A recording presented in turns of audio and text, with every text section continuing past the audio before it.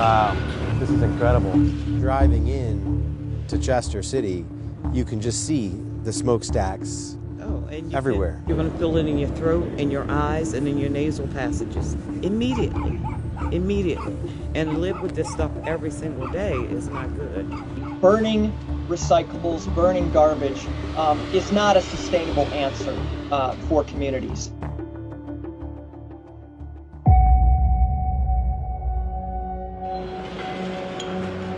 This is one of the places that cities along the East Coast have been sending their garbage to for years to be incinerated.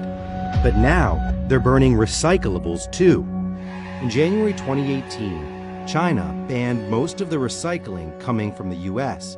Suddenly, 40% of the paper and plastics we put into blue recycling bins had nowhere to go, creating a crisis for cities around the country. Curbside recycling programs across the United States that had been relying on these end-use markets in China are now stuck with trying to sort through this material. Unfortunately, we've got a decade of miseducation of the public. The public has gone forward and continued to buy the products and packaging that were accepted in their blue bin, and without realizing that, in fact, the material is not recyclable.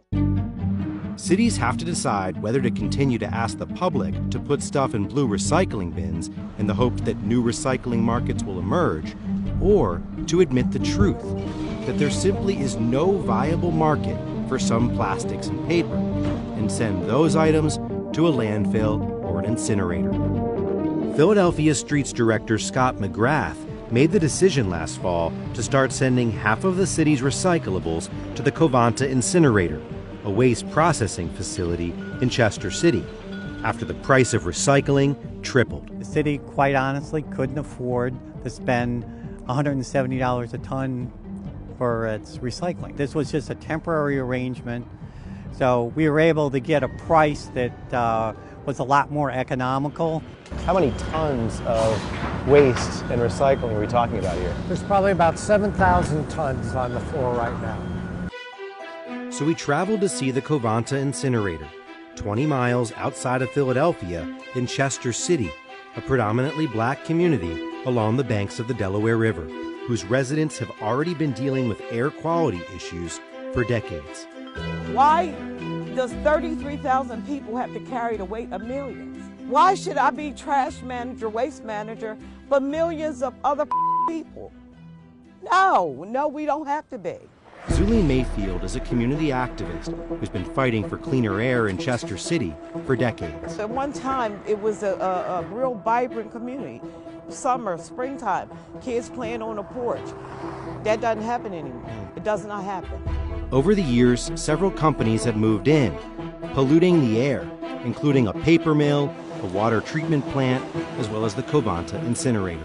When you blow your nose, it's dark.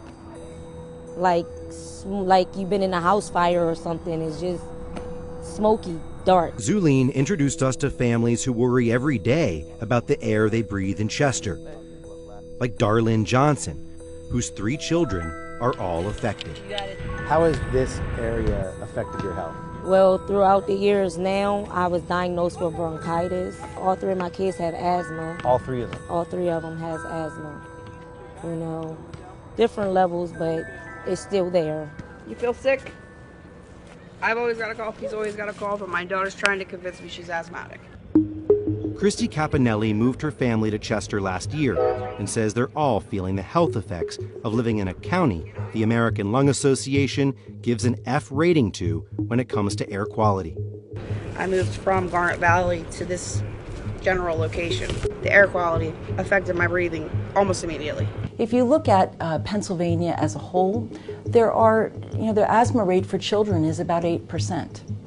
But in Chester, it's 23%. It's not reasonable to believe that Chester somehow has all the people with a genetic predisposition. According to a 2015 EPA report, Covanta was the 2nd largest emitter of nitrogen oxide in the county, which can lead to asthma, bronchitis, and other respiratory issues. But the company denies having any adverse health impact on the area. The EPA has benchmarks for what they consider to be acceptable risks, and these facilities meet those acceptable risk levels.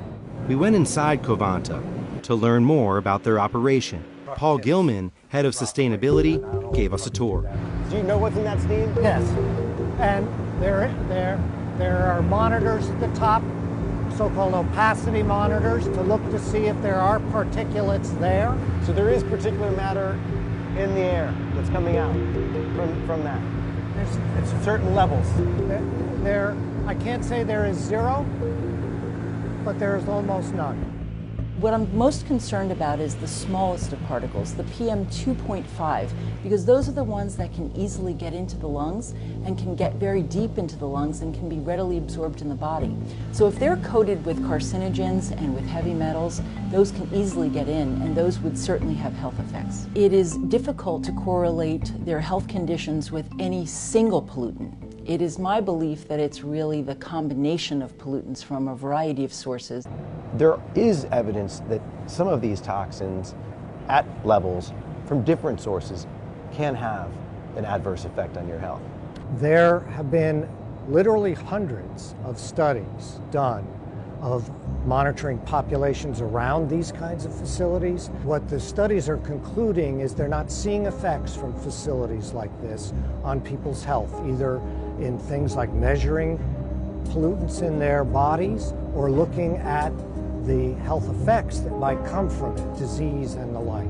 We know that there are 100 tons of particulate matter put into the air by that particular plant, and we know that there are lots of other things put into the air by a number of other emitters, but we don't really know exactly what any single person in Chester is experiencing.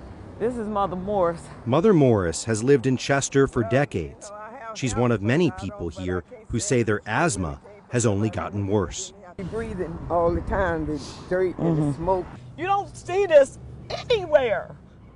Anywhere do you see this like this.